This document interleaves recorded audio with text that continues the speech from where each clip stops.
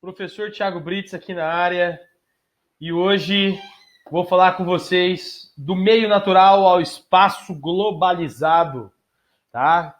A gente vê aí capítulo 2 do meio natural ao espaço globalizado, beleza? Então nós vamos falar nessa aula das transformações tecnológicas, tá? Ou seja, tecnologia da informação. A transformação do que era natural ao que é hoje o nosso espaço geográfico. Ou seja, aquilo que o homem alterou nos últimos anos, né, com a sua existência. Tranquilo?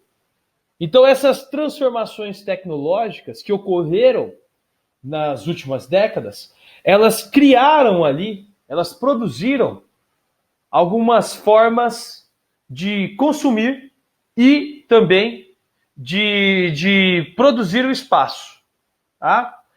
Principalmente no campo ou no ramo do transporte, no ramo das telecomunicações. O exemplo são os meios de transportes mais tecnológicos que existem e os meios de comunicação também mais tecnológicos que existem. A internet é a principal ferramenta desse período que nós vivemos, do espaço globalizado, e nós iremos falar de globalização também. Tá certo? Então, a nossa relação hoje, a relação da sociedade atual, ela se dá através da tecnologia da informação. É só a gente pegar um exemplo. Essa aula que eu estou dando aqui para vocês, que eu estou produzindo e que vocês vão acessar daqui a pouco, ela é feita usando uma tecnologia da informação. Nós estamos usando aqui aparelhos tecnológicos, depois nós vamos usar aqui fluxos de informação, o acesso à internet para que vocês possam ter essa aula, tá? Porém, toda essa tecnologia de informação que surge nos últimos anos, depois da transformação do meio natural, depois do surgimento do meio técnico, até chegar naquilo que Milton Santos define como meio técnico científico informacional, ele é restrito, correto? Então nós usamos um termo chamado globalização para falar de que esse momento é global, porém ele é restrito, ele é restritivo. Por quê? Só quem tem mais capital, que no caso é uma minoria, é que detém toda essa informação, é que detém toda essa tecnologia. Então quem tem dinheiro pode ter a melhor tecnologia do mundo. Mas aquele cara que não tem dinheiro, ou país subdesenvolvido, pobre, que não possui riqueza, ele não consegue estar inserido dentro da globalização. Então, ao mesmo tempo que nós falamos que a globalização ela inclui os indivíduos, através de sua tecnologia, ela também exclui os indivíduos, porque toda tecnologia é cara e ela depende de capital. E só vai consumir quem possui capital. Lembrem disso, tá? Então, o meio geográfico. O meio geográfico é o ambiente natural, tá? É onde nós trazemos ali aspectos naturais e sociais. Esse é o meio geográfico, que no passado foi dividido entre meio natural, meio técnico, e hoje nós chamamos também de meio técnico científico informacional. Correto? E cada um desses períodos que o ser humano foi passando, ele foi assumindo uma etapa de evolução. Então, a sociedade humana, ela transforma e ela evolui através das técnicas. É assim que funciona. Até chegar na transformação completa do que nós vemos hoje, que é o espaço geográfico, que é constantemente alterado e modificado pelo homem. Então, o meio natural é o pré-técnico. Por que pré-técnico? Porque é o meio natural onde o homem convive e desenvolve apenas com o meio natural, certo? Então, você imagina o ser humano, caçador, coletor. É esse ser humano que se trata do meio natural.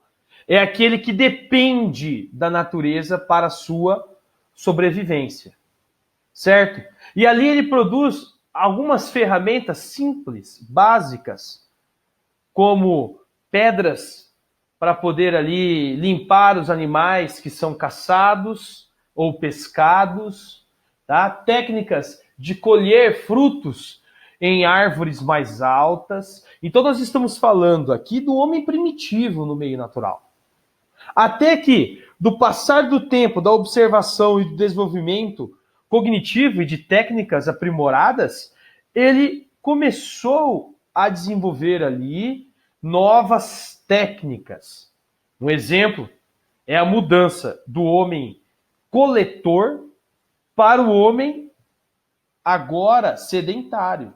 A técnica da agricultura é uma das primeiras técnicas, ou do cultivo do solo, a domesticação dos animais, a construção de casas, a confecção de roupas para poder enfrentar ali o frio de determinadas regiões, criação de ferramentas para que ele pudesse ter uma maior produtividade, como é o caso da enxada, do arado animal, né, com tração animal. Então, esse homem, quando ele desenvolve essas técnicas, nós falamos que ele se tornou, então, um homem sedentário, porque ele passa a se desenvolver apenas em uma região. E a partir do momento que ele desenvolveu essas técnicas, a técnica do cultivo, de domesticação, de criação de casas, de confecção de roupas, ele desenvolveu então o que nós chamamos de meio técnico ou meio mecanizado. Rústico, rudimentar, e depois mais tecnológico. Lembra que eu disse para vocês, a Europa durante um longo tempo ela apenas capitalizou recursos, ela só acumulou capital.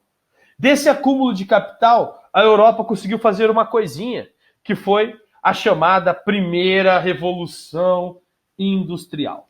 E a primeira revolução industrial que ocorreu em 1750, ou a partir de 1750, ela é importante porque ela traz ali um avanço da ciência, no desenvolvimento de novas máquinas, por exemplo, a máquina movida a vapor, tá? De James Watt. Isso é uma técnica com avanço científico daquele período, para a fabricação de mercadorias que antes eram feitas por uma pessoa com tempo demorado, agora você fabrica em larga escala. E isso só é possível a partir da observação e do conhecimento científico e das técnicas aplicadas na produção da organização de vida social e na invenção de novas tecnologias. Certo? Então nós temos, nesse período do meio técnico, o início da sociedade industrial. Então nós temos ali o surgimento dos grandes prédios, um processo acelerado da urbanização, a mudança das paisagens naturais para uma paisagem urbanística, tá? Com a construção das indústrias, das casas próximas às indústrias, estabelecimentos comerciais, o surgimento do terceiro setor, que seria ali o setor de comércio. Então nós temos uma mudança da paisagem também. Uma paisagem muito mais alterada, modificada pelo homem, tá? Então o espaço geográfico, ele começa a ser configurado a partir da primeira revolução industrial. A partir do momento que nós temos vias modais integrando ali todo esse sistema, permitindo a circulação, distribuição de mercadorias e de pessoas. Aí nós temos, além da construção do meio técnico, o desenvolvimento também do que nós chamamos de espaço geográfico. É claro que o espaço geográfico, ele adquire um aspecto que eu já comentei com vocês no passado, que se chama rugosidade. Então, elementos do espaço geográfico do passado, hoje eles possuem uma outra finalidade. Lembra que eu falei isso para vocês? Exemplo que eu vou dar aqui, vou dar um só. Aqui em Campo Grande mesmo, a estação ferroviária, que no passado era para transporte de pessoas, escoamento de mercadorias, e hoje serve como museu. Ó a rugosidade aí, acúmulo de tempo sendo mostrado pra gente, tá? A última relação humana na sociedade a ser analisada é a atual, que é o meio técnico científico informacional, que foi descrito por um geógrafo fenomenal, que é o Milton Santos. E ele vai dizer o seguinte, que do avanço do meio natural, onde nós dependíamos da natureza, nós criamos as máquinas para facilitar nossas vidas. E também melhorar a produção e o aprimoramento dos produtos, tá? Deslocamento das pessoas. Conforme as tecnologias elas aumentam, principalmente a tecnologia de informação e comunicação, nós temos o surgimento de um novo meio técnico, ligado à ciência, porque só existe tecnologia avançada, essa que vocês estão acompanhando a minha aula agora, seja pelo computador ou seja pelo celular, porque houve uma pesquisa científica, e também o desenvolvimento da informação, a telecomunicação. Então, o meio técnico científico informacional nada mais é do que a globalização. Nós usamos, então, nesse meio técnico científico informacional de transformação do meio natural, junto com a ciência, junto com a informação, uma integração muito maior. Então, hoje, os países eles estão ligados a esse meio técnico científico e informacional. E eles estão ligados por uma coisa chamada informação, utilizada principalmente pelas telecomunicações, computadores, celulares e principalmente, ou a principal ferramenta da globalização, que é a internet. Essa é a principal ferramenta dela. Lembra que através da internet nós conseguimos fazer a principal ação da globalização, que é a rede de fluxos. Você faz fluxos de pessoas, capitais e mercadorias usando ela, usando o meio técnico científico e informacional. Certo? Continuando aí. Então, falando um pouquinho mais aqui do meio técnico científico e informacional, os fluxos de informações. Além dos fluxos, nós temos também as redes, tá? Fixos e fluxos, há uma diferença entre eles. Os fixos, por exemplo, são os modais de transporte, aqueles que já estão instaurados, né? Instalados nos países. Exemplo, as rodovias, ferrovias, hidrovias, aeroportos, esses são fixos ou redes, tá? E nós temos os fluxos. Os fluxos eles podem ser de pessoas que transitam, que viajam, tá? Eles podem ser de capitais, ou seja, monetário, dinheiro, riqueza, e eles podem ser também de informação. A internet está ligada a esses fluxos.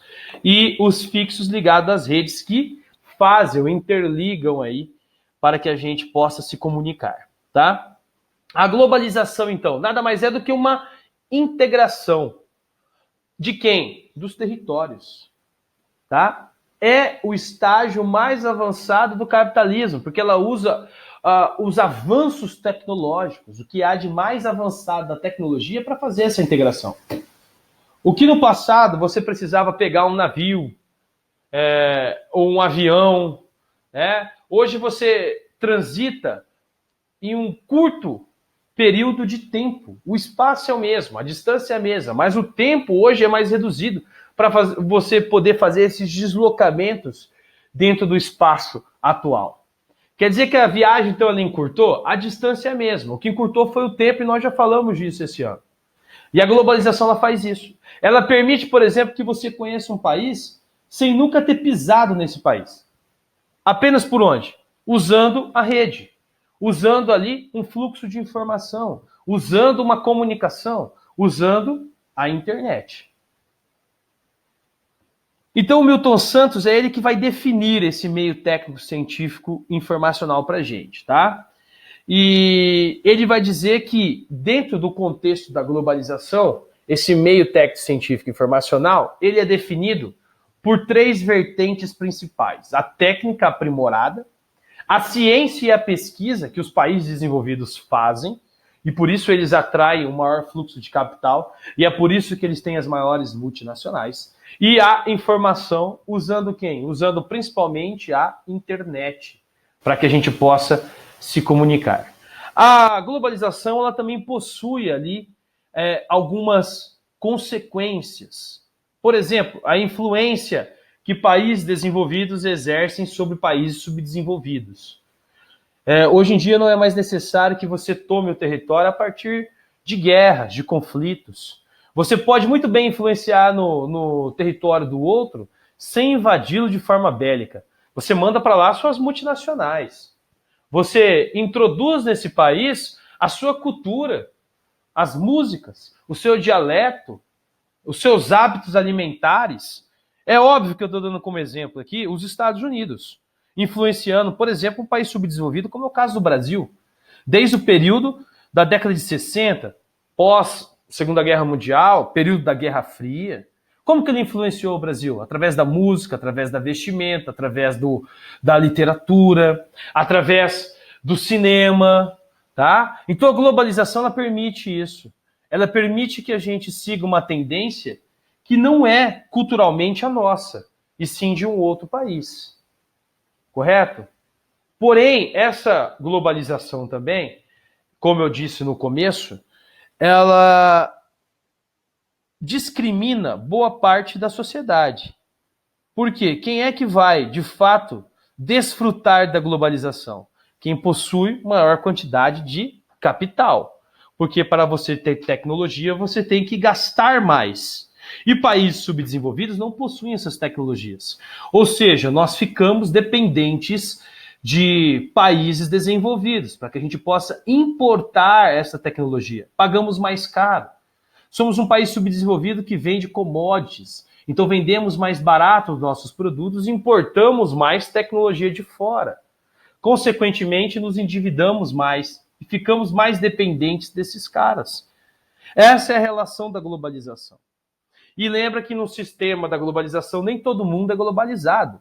Porque ao mesmo tempo que ela inclui com essas novas tecnologias, faz com que vocês tenham acesso a qualquer tipo de pesquisa, ela também exclui as pessoas de baixa renda, as pessoas mais pobres. Tá? Os efeitos da globalização, eles estão ligados às redes que nós fazemos, os fluxos que nós desempenhamos entre os países e a dependência dos subdesenvolvidos em relação aos desenvolvidos. Tá? Essa dependência ela ocorre de duas formas principais. Primeiro, naquilo que ficou conhecido como DIT, Divisão Internacional do Trabalho, onde nós produzimos produtos do setor primário para abastecer a indústria dos países envolvidos e depois importar os produtos tecnológicos, já que nós não possuímos indústrias de tecnologia avançada aqui dentro. Consequentemente, então, dependemos também do capital dos países desenvolvidos, porque são eles que compram da gente esses produtos do setor primário. Qualquer crise econômica que ocorra, eles param de comprar da gente. E nós ficamos ali sem ter como movimentar a nossa economia. Economia parada. Correto? Continuando aí. Nós temos nesse mesmo período a expansão das multinacionais, transnacionais e das empresas globais. Que elas buscam sempre o quê? O maior mercado consumidor, isenção de impostos e tarifas, tá? Menor custo com a mão de obra e matérias-primas, beleza? Então, as multinacionais, transnacionais, empresas globais, elas são ou pertencem aos países desenvolvidos. E essa é a forma maior de dominação hoje dentro da globalização. Porque essas empresas vão migrar para países subdesenvolvidos e emergentes, como é o nosso caso, e vão explorar os nossos territórios e exercer a sua influência dentro desses territórios. É só pegar aí o desenvolvimento das potências emergentes atuais, do Brasil, da China, da Índia, Vietnã, Camboja, Laos, Coreia do Sul. Todos países emergentes que passaram nos últimos anos a ter um crescimento econômico, mas voltado principalmente a essas grandes empresas que estão dentro do território. Para fechar aí o conteúdo, tipos de blocos econômicos. Então nós temos alguns blocos econômicos e a característica deles. Os mais famosos, União Europeia, Mercosul, NAFTA, tigres asiáticos, né? Todos eles são blocos econômicos. Tem uma diferença entre blocos econômicos e grupos informais. Blocos são esses que eu citei. Grupos informais, BRICS, tá? G7, G20, Cooperação Sul-Sul, esses são os grupos informais. Beleza? Que seguem uma outra característica.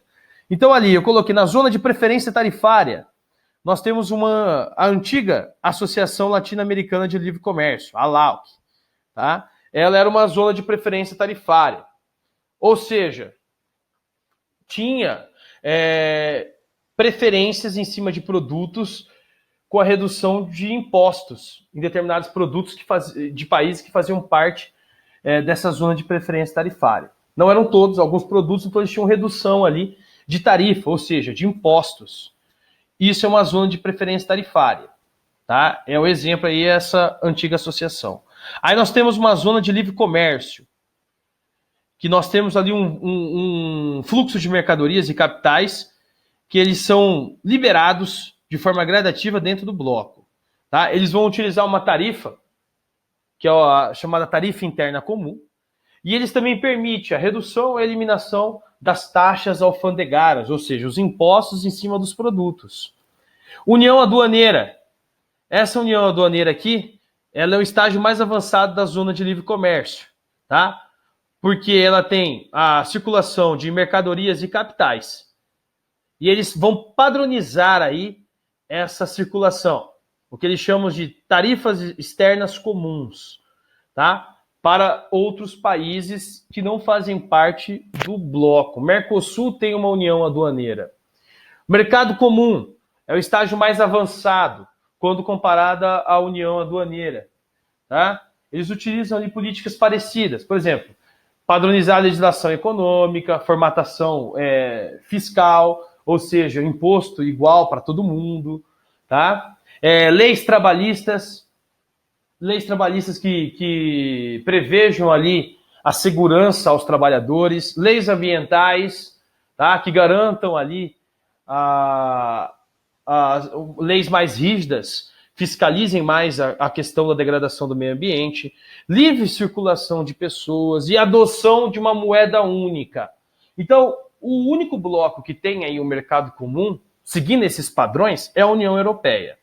Tá? E por último, que é a União Econômica. A União Europeia, ela tem o mercado comum e ela tem isso aqui, a União Econômica, que é a integração mais avançada entre os países. Porque ela tem um banco central comunitário, tá? E ela também tem uma moeda única, que é o euro. Foi o único país, o único bloco econômico que adotou essas duas características, que é o mercado comum e a União Econômica. Outros países ou outros blocos ainda não chegaram a esse estágio. Tá? Por exemplo, NAFTA só tem a união aduaneira, livre circulação de mercadorias. Por quê? Porque no NAFTA você tem Estados Unidos, Canadá e México. Aqui na União Europeia nós sabemos que o fluxo de pessoas, capital e mercadorias ele é livre, porque eles adotaram essas características que outros blocos ainda não adotaram. Então a gente fecha hoje essa aula, um pouquinho mais longa, né, do meio natural e espaço geográfico, que tinha alguns assuntos ali complexos. Se vocês ficaram com alguma dúvida, vocês deixem lá a dúvida, que assim que eu puder, eu já respondo vocês, tá, galera? Assinem aí o canal, acessem o vídeo, assistam até o final, anotem as dúvidas de vocês, mandem para mim, que assim que puder eu já respondo vocês, beleza? Um abraço, um beijo e se cuidem.